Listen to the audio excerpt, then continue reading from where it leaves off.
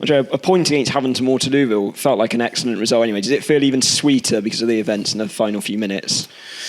Yeah, I've almost got to take that out of the equation, Mark. I know it did happen, and it's factual that they got a penalty, and it was a penalty.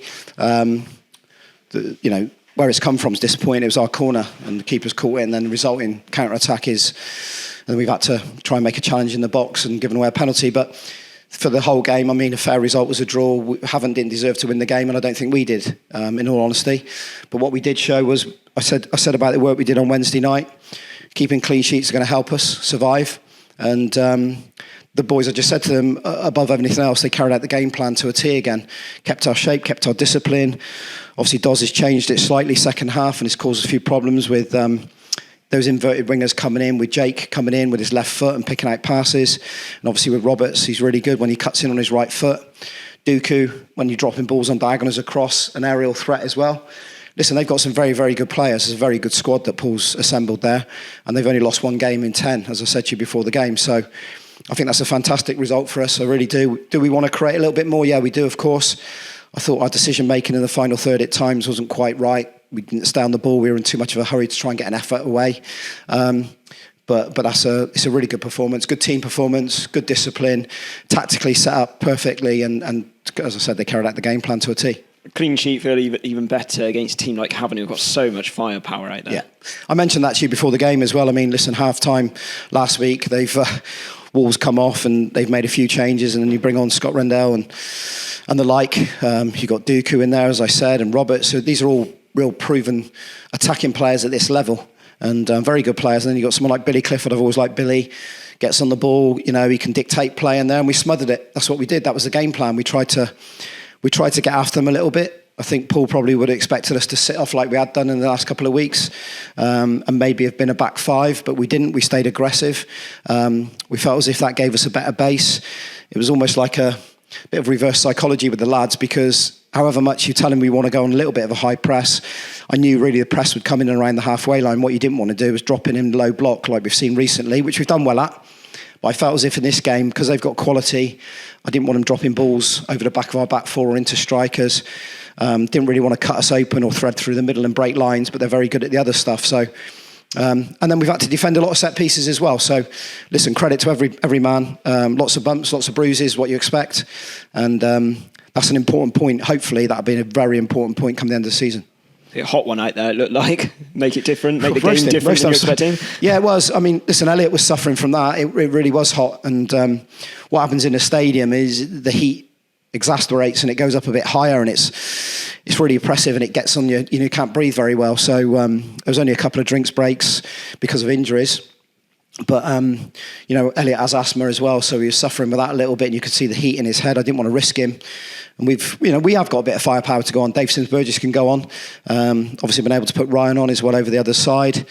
I have to say the back four were immense again. Bally and Jack, good relationship. They've known each other for years. Some great defending aside from the penalty, but, at the end of the day, they didn't score from it. I thought young Zach Delaney was rightly, deservedly man of the match. I think every game. I spoke to West Brom yesterday about him, and they're saying how really pleased they are that he's going back there and he looks physical and he looks more confident and he's using his body well. Well, he's had to find a way to do that at this football club because of the league he's in and the circumstance we're in. And I thought sometimes today in his 1v1 defending against a guy in Dooku who's played league football, I thought he's terrific and deserves his man of the match. Yeah, right, to praise the back four. Two of them had to come in as well, of course, didn't play last Saturday. Fears could have been a bit rusty, but Joe Raines, Jack Batten barely put a foot wrong. Well, one thing with those two characters, they'll keep themselves right, Mark, away from us. And I know they will now between Monday. Yeah, Jack's had to top himself up in training, do some stuff at home because he was suspended. Came on the trip, obviously, with us as well.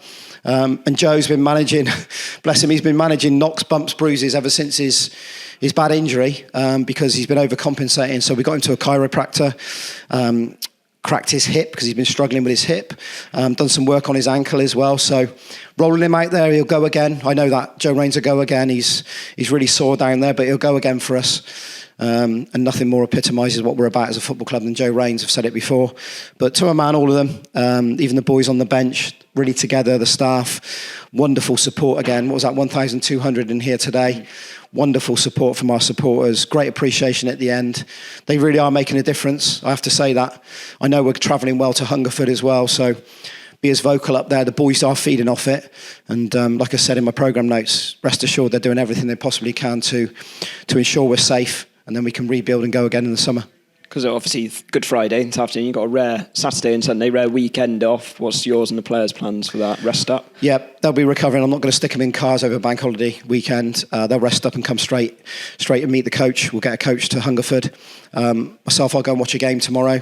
We're already starting to think about and plan in the background about bits and bobs. So I'll go and watch some players with someone else tomorrow.